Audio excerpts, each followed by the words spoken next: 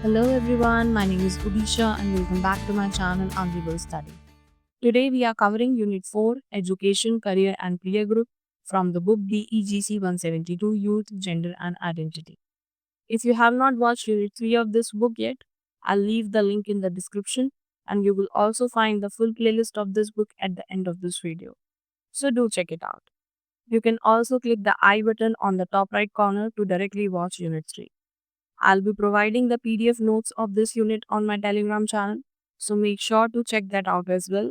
The link is in the description. And if you find this video helpful, don't forget to like, share, and subscribe to my channel. So, without any further delay, let's get started. Unit 4 education career and peer group. इस unit में 3 major area cover किए गए हैं जो किसी भी young person के identity development में इंपॉर्टेंट रोल प्ले करते हैं। सबसे पहले है एजुकेशन, स्कूलिंग और कॉलेज लाइफ के थ्रू मिलने वाली जो नॉलेज और वैल्यू होती है उसके बारे में। दूसरा है करियर, जॉब या प्रोफेशन चूज करना जो हमारी आइडेंटिटी का एक मेजर पार्ट होता है। तीसरा है पीयर ग्रुप, यानी कि आपका जो फ्रेंड सर्कल होता है, हमारे सोशल और इमोशनल बिहेवियर को ये कैसे इफेक्ट करता है। ये 3 डोमेन्स यूथ के लिए एक फ्रेमवर्क प्रोवाइड करते हैं जिसमें वो अपनी पर्सनालिटी डेवलप करते हैं। अब बात करते हैं एजुकेशन एंड पीयर ग्रुप के बारे में। तो जो यूथ है वो अपने सोशल, इमोशनल, मेंटल डेवलपमेंट के लिए सबसे ज्यादा स्कूल, कॉलेज और अपनी फ्रेंडशिप्स यानी कि अपने फ्रेंड सर्कल पे डिपेंड करता है। इन्हीं जगहों पर वो नए लोगों से इंटरेक्ट करते हैं, नए एक्सपीरियंस लेते हैं और अपनी आइडेंटिटी बनाना शुरू करते हैं। स्कूल और पीयर ग्रुप उन्हें ऐसे रियल लाइफ एक्सपीरियंसेस देते हैं जो क्लासरूम के बाहर भी काम आते हैं, जैसे कि डिसीजन लेना, किसी सिचुएशन को समझना या किसी के साथ कोऑपरेशन करना। ये सब मिलके एक यंग पर्सन को उसके सेंस ऑफ सेल्फ डेवलप करने में हेल्प करते हैं, यानी कि वो कौन है, क्या सोचता है, क्या करता है। स्कूल हमें फॉर्मल एजुकेशन देते हैं जैसे कि सब्जेक्ट्स के थ्रू मैथ, साइंस, हिस्ट्री। और पीयर ग्रुप जो होते हैं वो हमें सिखाते हैं दूसरों के साथ कैसे बिहेव करना है, अपने इमोशंस को कैसे मैनेज करना है, जैसे कि आपका एंगर कंट्रोल या फिर किसी के साथ फ्रेंडशिप डेवलप करना। यानी एक तरफ तो स्कूल में हमें नॉलेज मिलती है और दूसरी तरफ पीयर ग्रुप से हमें लाइफ स्किल्स भी सीखने को मिलती है। स्कूल और पीयर ग्रुप दोनों मिलके यूथ को फ्यूचर रोल्स के लिए प्रिपेयर करते हैं, जैसे कि करियर के लिए या फिर मीनिंगफुल रिलेशनशिप डेवलप करने के लिए, जैसे कि फैमिली, फ्रेंड्स या फिर पार्टनर। इन एक्सपीरियंस से वो लाइफ के चैलेंजेस को फेस करना सीखते हैं।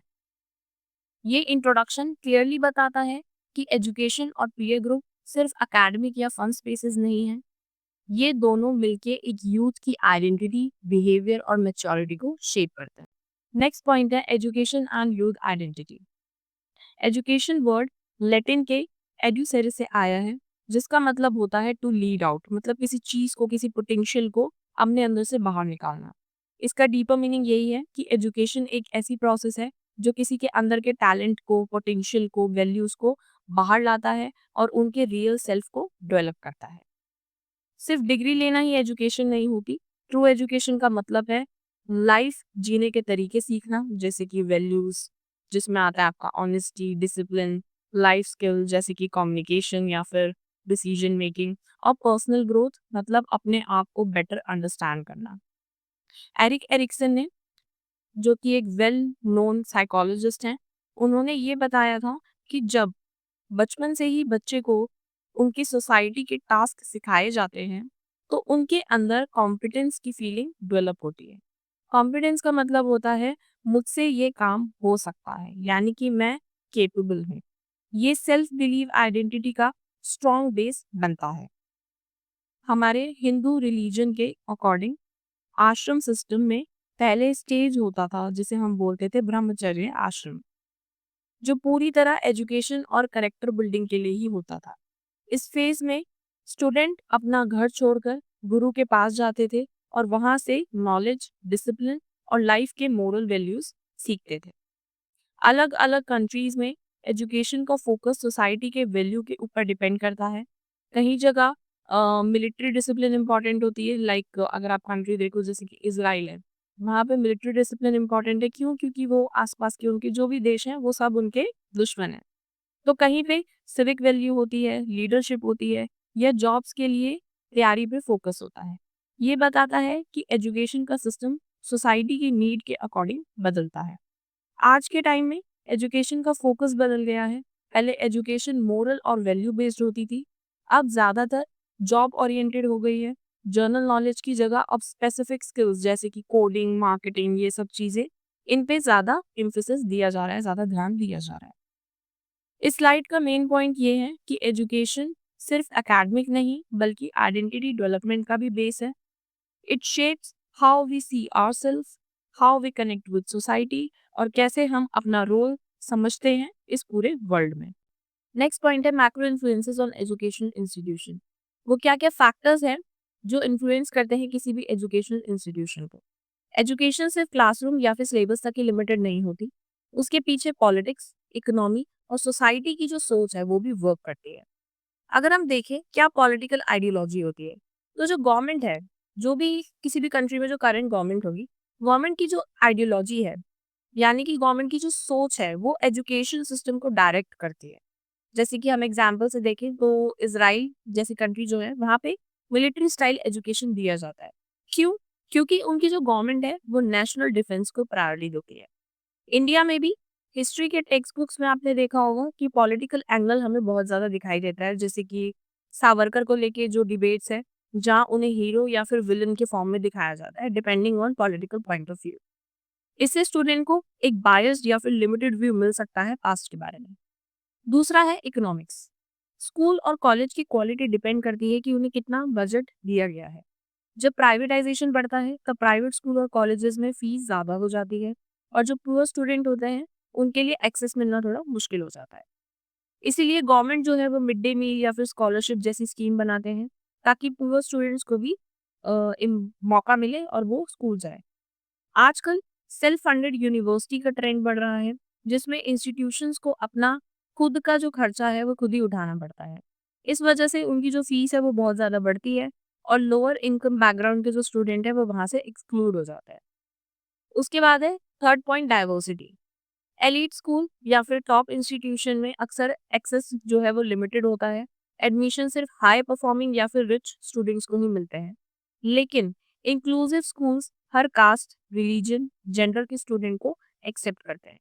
जब स्टूडेंट्स अलग अलग बैकग्राउंड से आते हैं तब उनका जो एक्सपोजर है वो बढ़ता है और उनकी जो सोच है वो वाइडर होती है और वो दुनिया को बेटर तरीके से समझ पाते हैं। इस तरह का डाइवर्स इन्वायरमेंट उनकी ब्रॉड वर्ल्ड वाइड व्यू बनाने में हेल्प करता है।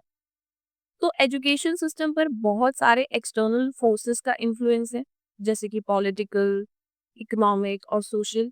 ये तीन फैक्टर्स डिसाइड करते हैं कि किस टाइप की एजुकेशन मिलेगी, किस लेवल की एक्सेसिबिलिटी होगी और क्या वैल्यूज जो है वो स्टूडेंट तक पहुंचेगी। नेक्स्ट पॉइंट है education institutions as context of identity development. Educational institution जैसे कि स्कूल, कॉलेज या यूनिवर्सिटी एक स्टूडेंट की आइडेंटिटी बनाने में बहुत इंपॉर्टेंट रोल प्ले करते हैं। ये सिर्फ स्टडी का प्लेस नहीं है, बल्कि ये प्लेस होती है जहां हम अपने आप को अंडरस्टैंड करना, डेवलप करना और एक्सप्रेस करना सीखते हो। तो अब बात करते हैं वो क्या फीचर्स हैं जिससे एक स्टूडेंट की आइडेंटिटी शेप होती है। सबसे पहले है पेडागोगी एंड लर्निंग टास्क। आज के टाइम में एजुकेशन का गोल सिर्फ मार्क्स लाना नहीं होना चाहिए, बल्कि 21st सेंचुरी स्किल जैसे कि क्रिटिकल थिंकिंग, क्रिएटिविटी, कोलैबोरेशन, ये सब डेवलप करना भी होना चाहिए। यूथ जो है वो रोड लर्निंग से ज़्यादा इंटरेस्ट लेने लगे हैं इंटर्नशिप्स पे, फील्ड वर्क पे, जिससे वो रियल लाइफ एक्सपीरियंस ले सके। तो अब क्या हो गया है कि रोड लर्निंग से जो है वो सारा फोकस शिफ्ट हो चुका है रियल लाइफ एक्सपीरियंस पे। मॉडर्न इंस्टीट्यूशन स्टूडेंट को स्टार्टअप और इनोवेशन के लिए encourage करते हैं, जिससे वो ट्रेडिशनल जॉब्स के बाहर भी सोच पाते हैं। जब लर्निंग का प्रोसेस प्रैक्टिकल और इंगेजिंग होता है तो यूथ अपने इंटरेस्ट एक्सप्लोर कर पाते हैं और अपनी आइडेंटिटी को कॉन्फिडेंटली शेप करते हैं। उसके बाद नेक्स्ट पॉइंट है अपॉर्चुनिटीज ऑफ एक्सप्लोरेशन। एरिक्सन के अकॉर्डिंग एडोलेसेंस एक फेज होता है जिसे साइको सोशल मोरेटोरियम कहा जाता है। ये एक ब्रेक होता है जिसमें यूथ अपने ऑप्शंस एक्सप्लोर करते हैं बिना किसी के प्रेशर के। लेकिन इंडियन एजुकेशन सिस्टम में अक्सर हम देखते हैं कि स्टूडेंट को अर्ली स्पेशलाइजेशन करनी पड़ती है। जैसे कि आप देखोगे 11th में उन्हें स्ट्रीम चूज करनी पड़ती है।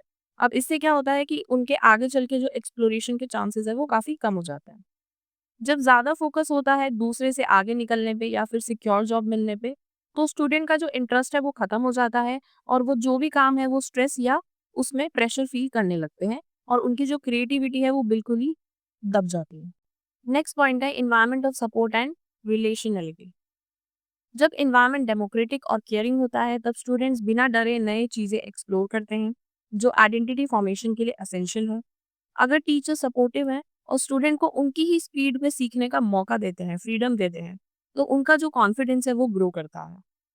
ऐसे पर्सनलाइज लर्निंग सिस्टम यूथ को लाइफ लॉन्ग लर्नर बनाते हैं जो सिर्फ एग्जाम के लिए ही नहीं बल्कि लाइफ के लिए भी सीखते हैं। उसके बाद है authority structure and decision making. Traditional schools colleges अक्सर स्टूडेंट से एक्सपेक्ट करते हैं कि वो सिर्फ रूल्स को फॉलो करें और क्वेश्चन ना पूछें। लेकिन रियल आइडेंटिटी डेवलपमेंट तब होता है जब स्टूडेंट को क्लब्स, काउंसिल्स और डिसीजन में इन्वॉल्व किया जाता है। जब टीचर्स और स्टूडेंट के बीच म्यूचुअल रिस्पेक्ट और इक्वालिटी होती है, तब स्टूडेंट्स अपने आइडिया को ओपनली एक्सप्रेस कर पाते हैं। क्वेश्चन करना या नए तरीके से सोचना गलत नहीं होता, बल्कि ये आइडेंटिटी बनाने का पहला स्टेप होता है। तो ये 4 एलिमेंट्स पैरागॉगी, एक्सप्लोरेशन, सपोर्टिव एनवायरनमेंट और डेमोक्रेटिक डिसीजन मेकिंग, ये 4 एलिमेंट्स मिलके एक ऐसे एजुकेशन सिस्टम का फाउंडेशन रखते हैं जहाँ स्टूडेंट सिर्फ पढ़ता ही नहीं है बल्कि अपने आप को अंडरस्टैंड करता है, एक्सेप्ट करता है और ग्रो करता है। इस तरह के इन्वायरमेंट यूथ को एक स्ट्रॉन्ग आइडेंटिटी और क्लियर डायरेक्शन देते हैं जो उनकी पूरी लाइफ को इम्पैक्ट करता है। नेक्स्ट पॉइंट है impact of education on identity development. ये बताता है कि एजुकेशन से सिलेबस और एग्जाम तक ही लिमिटेड नहीं है, ये डायरेक्टली एक स्टूडेंट की आइडेंटिटी को शेप करता है। एजुकेशन का इफेक्ट उनकी सेल्फ कॉन्फिडेंस, वर्क हैबिट्स और सोशल स्किल्स पर पड़ता है। Let's break it down. सबसे पहले है कॉन्फिडेंस। जब स्टूडेंट अपने स्कूल के फीडबैक जैसे कि मार्क्स, टीचर के कमेंट्स या फिर क्लासरूम परफॉर्मेंस के बेसिस पे अपनी एबिलिटी को जज करता है, तो उसके अंदर एक सेल्फ इमेज डेवलप होती है।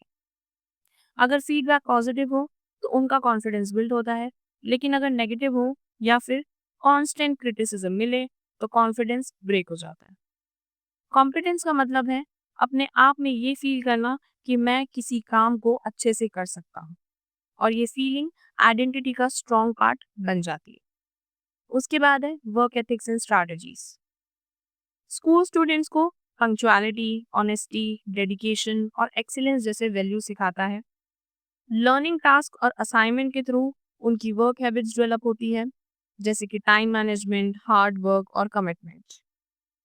लेकिन कभी कभी परफॉर्मेंस का प्रेशर या फेलियर का डर स्टूडेंट का मोटिवेशन बिल्कुल ही खत्म कर देता है।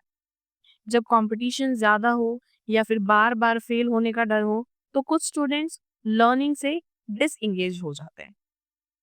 थर्ड है इंटरपर्सनल स्किल्स। स्कूल सिर्फ एकेडमिक नहीं सिखाता, यहाँ student team work, negotiation, empathy और अपने इमोशन एक्सप्रेस करना भी सीखता है। स्कूल एक्टिविटीज जैसे कि ग्रुप प्रोजेक्ट्स, डिबेट्स, गेम्स और पीयर इंटरेक्शन के थ्रू स्टूडेंट्स दूसरों के साथ काम करना और फीलिंग समझना भी सीखते हैं। ये इंटरपर्सनल स्किल्स उनकी आइडेंटिटी का इम्पॉर्टेंट हिस्सा बन जाते हैं, जो उनको सोशली अवेयर और इमोशनली स्ट्रांग बनाते हैं। तो एजुकेशन का असर सिर्फ रिपोर्ट कार्ड तक ही लिमिटेड नहीं है, ये हमारी थिंकिंग, वर्किंग स्टाइल और दूसरों के साथ बिहेव करने का जो तरीका है उसको भी डीपली इम्पैक्ट करता है। कॉम्पिटेंस, वर्क वैल्यू और सोशल स्किल्स, ये तीनों मिलकर यूथ की आइडेंटिटी को शेप करते हैं। नेक्स्ट पॉइंट है वर्क एंड करियर। वर्क या करियर हमारी आइडेंटिटी का एक बहुत ही इम्पॉर्टेंट पार्ट होता है।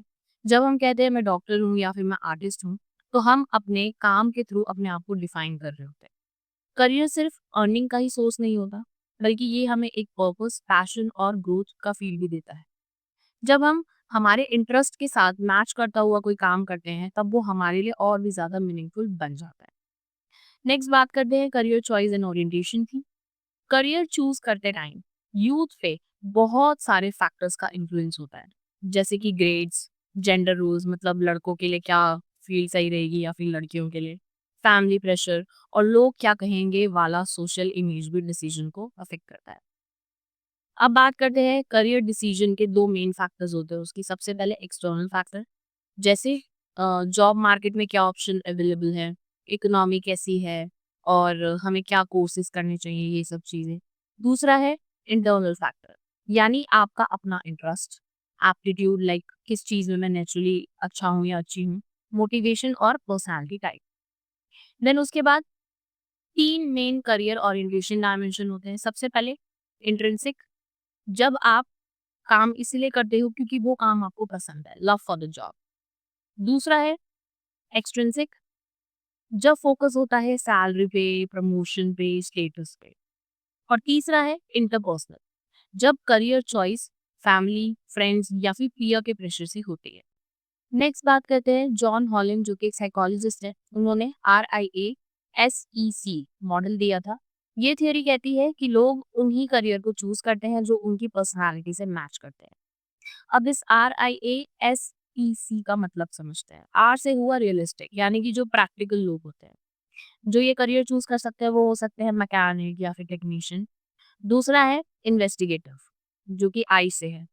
ये लोग होते हैं वो जो एनालिटिकल होते हैं और कौन से करियर चॉइस कर सकते हैं, जैसे कि साइंटिस्ट या फिर रिसर्चर। थर्ड है आर्टिस्टिक, ये होते हैं क्रिएटिव लोग, जैसे कि राइटर या फिर डिजाइनर। देन उसके बाद S से है सोशल, लोगों की हेल्प करने वाले लोग, जैसे कि टीचर, काउंसलर।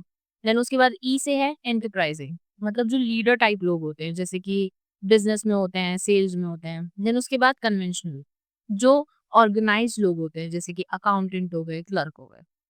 इंडिया में करियर डिसीजन अक्सर फैमिली की एक्सपेक्टेशन पे बेस्ड होते हैं, जैसे कि लोग बोल देते हैं मेरा बेटा तो आगे चल के इंजीनियर बनेगा, या फिर शादी से पहले आपको जॉब लेनी है और सेटल होना है। इससे क्या होता है, जो पर्सनल इंटरेस्ट होता है वो उसका सेक्रीफाइस हो जाता है। नेक्स्ट बात करते हैं करियर ओरिएंटेशन की।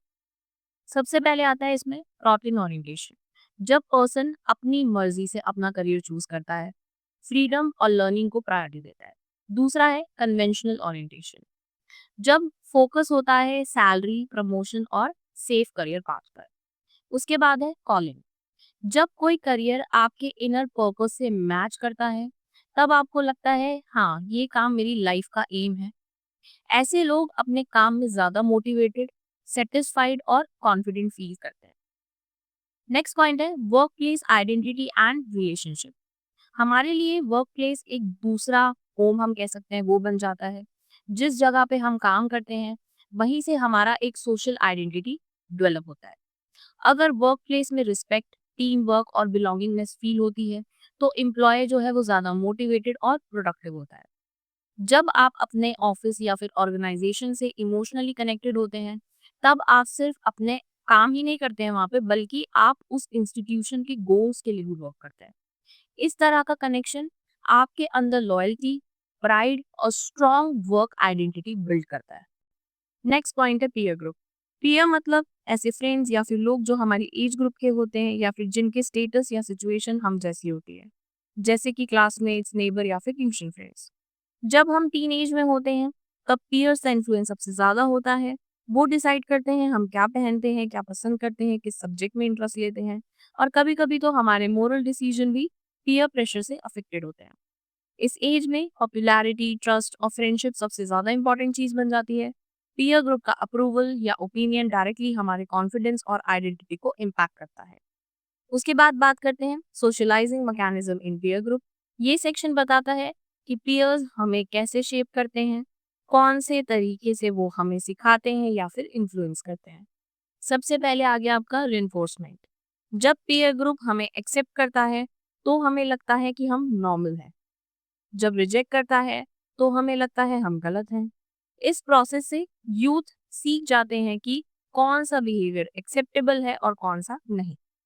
उसके बाद है मॉडलिंग। यूथ अपने एडमायर्ड पीयर को कॉपी करते हैं, उनके ड्रेसिंग स्टाइल या फिर बोलने के तरीके को या फिर बिहेवियर को या फिर एटीट्यूड को। जैसे अगर किसी ग्रुप में कोई कूल बनने के लिए या फिर समझ लीजिए कोई कूल बनने के लिए कुछ कर रहा है या फिर स्मार्ट वर्क करके उसे इम्पोर्टेंस मिल रही है, तो सब उसी डायरेक्शन में चलने लगते हैं। उसके बाद है पनिशमेंट। जब किसी को इग्नोर किया जाता है या फिर टीज या फिर बुली किया जाता है, तो उनकी जो सेल्फ इमेज है वो हर्ट होती है। ये रिजेक्शन का फॉर्म होता है जो इमोशनल डैमेज क्रिएट करता है। नेक्स्ट है अप्रेंटिसशिप। पीयर सिर्फ इन्फ्लुएंस नहीं करते, वो टीचर्स भी होते हैं।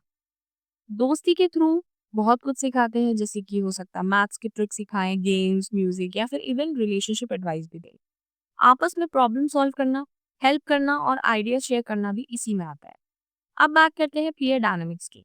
जब किसी स्टूडेंट को पीयर ग्रुप एक्सेप्ट करता है तो उसका कॉन्फिडेंस ऑटोमेटिकली बूस्ट हो जाता है।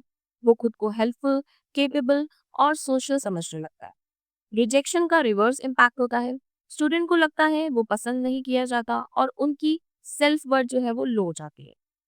ऐसे बच्चे जो घर पे सोशल कॉम्पिटेंस जैसे कि एम्पैथी, कम्युनिकेशन स्किल्स ये सब चीजें सीख के आए होते हैं, वो इजीली पीयर ग्रुप में एडजस्ट हो जाते हैं।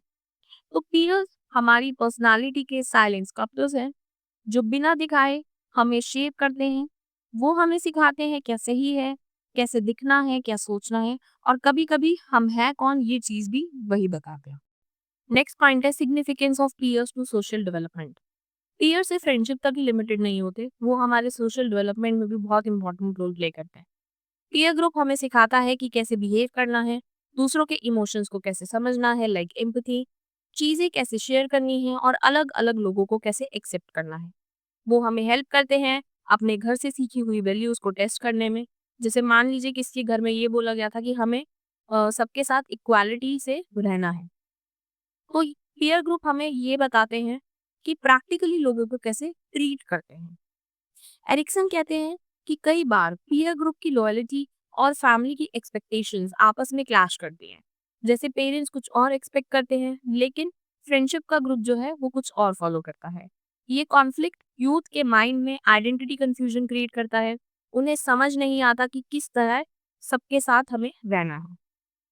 यूथ अक्सर पीयर सिंबल्स का यूज करते हैं, जैसे कि ड्रेसिंग स्टाइल हो गई या फिर बोलने का तरीका या हॉबीज, ताकि वो अपनी आइडेंटिटी डिफाइन कर सके और ग्रुप में बिलोंग करने की उनको फील आए। इसके बाद बात करते हैं सोशल कॉम्पिटेंस की। सोशल कॉन्फिडेंस का मतलब होता है ऐसे स्किल्स जो किसी को अंडरस्टैंड, उनका रिस्पॉन्स सही देने और कॉन्फ्लिक्ट को मैनेज करने में हेल्प करते हैं। इसका मतलब है दूसरों के इमोशंस को समझना, अपने एक्सप्रेशंस और फीलिंग्स को कंट्रोल करना, और जब कोई डिसएग्रीमेंट हो तो उसे पीसफुली हैंडल करना। ये स्किल पीयर के साथ रेगुलर इंटरेक्शन से डेवलप होती है। जब आप बार बार ग्रुप सिचुएशन में जाते हो, जैसे कि ग्रुप डिस्कशन हो गए या फिर ग्रुप स्टडी हो गई, गेम्स हो गए, फ्रेंडली डिस्कशन हो गई, तब आप इमोशनली और सोशली ज़्यादा मेच्योर बन जाते हो। सोशल कॉम्पिटेंस यूथ को सोसाइटी में एडजस्ट होने में और फ्यूचर रिलेशनशिप यानी कि हम कह सकते हैं पर्सनल रिलेशनशिप भी और प्रोफेशनल रिलेशनशिप भी, तो फ्यूचर रिलेशनशिप को सक्सेसफुल बनाने में हेल्प करता है। तो पीयर ग्रुप सिर्फ फन के लिए नहीं होता, वो एक ट्रेनिंग ग्राउंड होता है जहाँ यूथ रियल वर्ल्ड के लिए रेडी होते हैं। वो एम्पैथी, कोऑपरेशन और सेल्फ कंट्रोल जैसे सोशल टूल सीखते हैं, जो उनकी आइडेंटिटी और फ्यूचर लाइफ के लिए असेंशियल होते हैं। नेक्स्ट पॉइंट है क्रॉस सेक्स फ्रेंडशिप। और यहाँ पे एक बहुत इंपॉर्टेंट क्वेश्चन आता है, can boys and girls be friend? Cross sex friendship का मतलब होता है क्या एक लड़का या फिर एक लड़की के बीच की जो नॉन रोमांटिक और नॉन फैमिली फ्रेंडशिप होती है, यानी दोस्ती जो लव रिलेशनशिप नहीं है, सिर्फ इमोशनल बॉन्डिंग और म्यूचुअल रिस्पेक्ट पर बेस्ड है। यूथ स्टेज में ऐसी फ्रेंडशिप ज्यादा कॉमन होती है, स्पेशली जब बॉय और गर्ल एक ही स्कूल, कॉलेज या फिर वर्क प्लेस में होते हैं। लेकिन जैसे जैसे अडल्टहुड आता है और मैरिज, वर्क प्रेशर बढ़ता है, ऐसे फ्रेंडशिप जो हैं वो डिक्लाइन हो जाते हैं। तो क्या क्या एडवांटेजेस हो सकते हैं क्रॉस सेक्स फ्रेंडशिप की? आपको अपोजिट जेंडर को समझने का मौका मिलता है, उनकी थिंकिंग, उनका पर्सपेक्टिव और उनके एक्सपीरियंसेस। ऐसे फ्रेंड्स आपको इमोशनल सपोर्ट भी देते हैं और जेंडर स्टेरियोटाइप्स भी ब्रेक करने में हेल्प करते हैं। जैसे कि लड़कियां सिर्फ इमोशनल होती हैं या लड़के सिर्फ टफ होते हैं, ये आइडियाज जो हैं एक दूसरे को समझ के चेंज होते हैं। क्रॉस जेंडर फ्रेंडशिप कॉन्फिडेंस बढ़ाता है, कम्युनिकेशन इंप्रूव करता है और म्यूचुअल अंडरस्टैंडिंग बिल्ड करता है। अब इसमें कुछ चैलेंजेस भी होते हैं, जैसे सोसाइटी अक्सर ऐसे फ्रेंडशिप को रोमांटिक या फिर सस्पिशियस नज़र से देखती है। पेरेंट्स, रिलेटिव्स और इवन पीयर भी जो हैं वो ये सोचते हैं कि इनके बीच कुछ तो चल रहा है, चाहे फिर दोनों सिर्फ फ्रेंड्स हो या फिर इमोशनली कनेक्टेड हो। मीडिया भी ये इम्प्रेशन क्रिएट करता है कि एक गर्ल और बॉय सिर्फ फ्रेंड नहीं हो सकते, उनकी जो फ्रेंडशिप है ज़रूर एक दिन लव में चेंज हो जाएगी। कभी-कभी अट्रैक्शन भी आ जाता है जो फ्रेंडशिप को कॉम्प्लिकेटेड बना सकता है।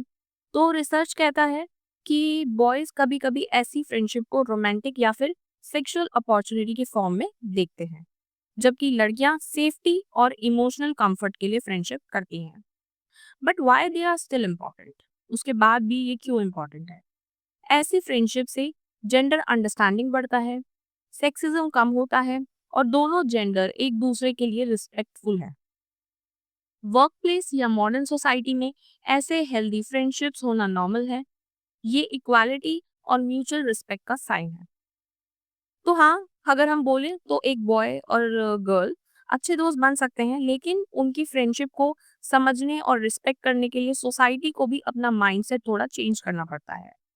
तो क्रॉस सेक्स फ्रेंडशिप एक हेल्दी, इमोशनल, इनरिचिंग रिलेशनशिप हो सकती है, अगर उसे मैच्योरिटी और अंडरस्टैंडिंग के साथ हैंडल किया जाए। नेक्स्ट पॉइंट है ट्रांजिशन टू अडल्टहुड, यानी कि चाइल्डहुड से अडल्टहुड, ग्रोन अप लाइफ में एंट्री लेना। ये ट्रांजिशन एक इम्पॉर्टेंट फेज होता है जिसमें यूथ अपनी लाइफ की नई रिस्पॉन्सिबिलिटीज और रोल्स को एक्सेप्ट करता है, जैसे कि जॉब, मैरिज या फिर फैमिली डिसीजंस लेना। ट्रांजिशन टू अडल्टहुड तब माना जाता है जब कुछ की लाइफ चेंजेस आते हैं, जैसे कि स्कूल या कॉलेज कंप्लीट करना, वोटिंग राइट्स मिलना, ड्राइविंग लाइसेंस लेना, जॉब स्टार्ट करना, फाइनेंशियली इंडिपेंडेंट होना, मैरिज करना या फिर अपना खुद का घर लेना। लेकिन ये सब ट्रांजिशंस हर किसी के लिए सेम नहीं होते। क्लास, बैकग्राउंड, जेंडर और लोकेशन के अकॉर्डिंग इन ट्रांजिशन की स्पीड और नेचर दोनों डिफरेंट होती है। अगर हम इसे कुछ एग्जाम्पल से समझें तो जैसे कि वेस्टर्न कंट्री में यूथ कॉलेज के बाद जॉब ढूंढने लगते हैं और अपना जो है वो घर बनाने की कोशिश में होता है। लेकिन इंडिया में जैसे यहाँ पे कलेक्टिविस्ट सोसाइटी है, वहाँ पे अक्सर पेरेंट्स के साथ रहते हैं यूथ, और उनके जो डिसीजंस हैं, फैमिली के जो वैल्यूज हैं उसके अकॉर्डिंग चलते हैं। साइकोलॉजिस्ट जैसे कि अर्नेट ये कहते हैं कि सिर्फ लीगल या फाइनेंशियल चेंजेस से अडल्टहुड डिफाइन नहीं होता।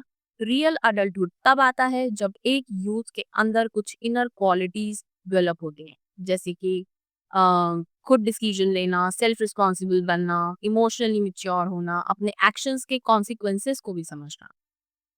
इंडिया में अडल्टहुड का मतलब सिर्फ घर से बाहर निकलना नहीं होता। यहाँ फैमिली की रिस्पॉन्सिबिलिटीज लेना, पेरेंट्स का ख्याल रखना, इमोशनली कनेक्टेड रहना भी अडल्टहुड के इम्पोर्टेंट एस्पेक्ट्स में से कुछ है। एक सर्वे के अकॉर्डिंग इंडियन यूथ अडल्टहुड तब फील करते हैं जब वो अपने पेरेंट्स को फाइनेंशियली सपोर्ट कर रहे होते हैं।